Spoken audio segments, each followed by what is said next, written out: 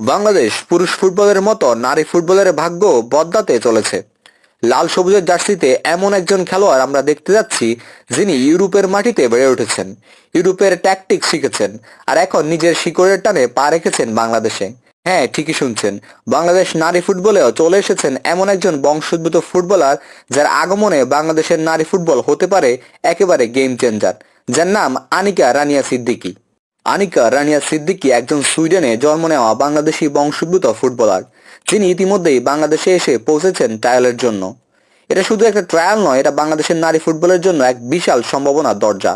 ইউরোপে বেড়ে ওঠা একজন ফুটবলার যখন নিজের দেশের জন্য খেলতে আগ্রহ দেখায়, তখন সেটা শুধু প্রতিভা নয়, এটা মানসিকতা, কমিটমেন্ট আর স্বপ্নের বিষয়।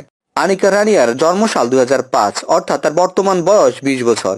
এত অল্প বয়সে তিনি ইউরোপের সংগঠিত ফুটবল কাঠামোর ভেতর দিয়ে উঠে এসেছেন, যা বাংলাদেশের প্রেক্ষাপটে সত্যিই বিরল।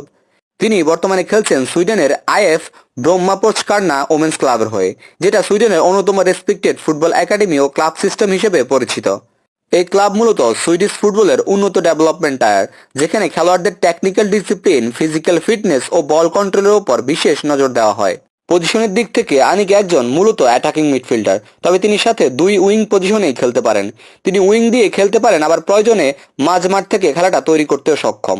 তার খেলার সবচেয়ে বড় শক্তি হলো বল কন্ট্রোল, স্পেস তৈরি করা, দ্রুত সিদ্ধান্ত নেওয়া এবং 1 ভার্সেস 1-এ ডিফেন্ডারদের বিট করে গোল করা। ইউরোপিয়ান ফুটবলে বড় হওয়ার কারণে তার খেলায় আলাদা একটা ম্যাচিউরিটি দেখা যায়। অযথা বল নষ্ট না করা, বরং সঠিক সময়ে সঠিক পাস এবং মুভ করা। শারীরিক দিক থেকেও আনিকা বাংলাদেশের অনেক খেলোয়াড়ের তুলনায় এগিয়ে। সুইডেন লিগের স্ট্রাকচারে খেলার ফলে তার ফিটনেস লেভেল, স্ট্যামিনা ও প্রেসিং অ্যাবিলিটি বেশ ভালো। শুধু আক্রমণ ভাগে নয়, প্রয়োজনে ডিফেন্সিভ ট্রানজিশনেও সাহায্য করতে পারেন তিনি। আর আধুনিক ফুটবলে যেটা খুব দরকার, টিম ওয়ার্ক ও টেকনিক্যাল সেন্স, সেটা তার খেলায় স্পষ্টভাবে দেখা যায়। এবার চলুন একটু জেনে নেওয়া যাক বাংলাদেশের জন্য কেন আনিকা এত গুরুত্বপূর্ণ হতে পারেন। বাংলাদেশের নারী ফুটবলে বর্তমানে স্কিল আছে, কিন্তু ইউরোপিয়ান গেম রিডিং, পজিশন আর ম্যাচ কন্ট্রোলের ঘাটতি অনেক সময় চোখে পড়ে। আনিকার মতো একজন খেলোয়াড় দলে এলে শুধু মাঠে নয়, ড্রেসিং রুমে একটা বড় ইতিবাচক প্রভাব পড়বে। তিনি হতে পারেন তরুণ খেলোয়াড়দের জন্য একটা রোল মডেল, যিনি দেখিয়ে দেবেন আন্তর্জাতিক মানের ফুটবল আসলে কিভাবে খেলা হয়। সবচেয়ে বড় কথা, আনিকা রানিয়া সিদ্দিকী নিজেই বাংলাদেশে এসে নিজের যোগ্যতা প্রমাণ করতে চান। তিনি শুধু নাম বা বংশের কারণে সুযোগ চান না, তিনি চান ট্রায়ালের মাধ্যমে জায়গা করে নিতে।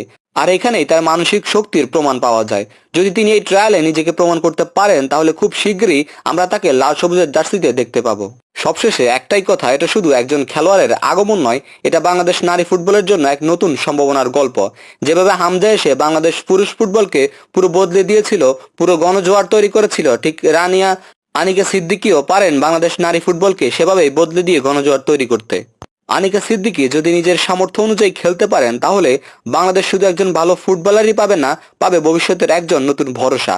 আনিকার আশা নিয়ে এখন সবার চোখ ট্রায়াল এবং বাফুফের সিলেকশন কমিটির ওপর। দেখা যাক তার ভাগ্য আর পরিশ্রম আমাদের জন্য কি নিয়ে আসে। আনিকাকে আপনার কাছে কেমন লেগেছে কমেন্ট করে জানাতে পারেন, এবং ঋতুপর্ণাদের পাশে আনিকাকে দেখতে চান কিনা লাল সবুজের জার্সি গায়ে অবশ্যই কমেন্ট করে জানাবেন। আর দেখতে চাইলে অবশ্যই ভিডিওটি শেয়ার করে সবার মাঝে ছড়িয়ে দিবেন এবং জানিয়ে দিবেন আনিকা বাংলাদেশে এসেছেন এবং বাংলাদেশের হয়ে খেলতে চাচ্ছেন।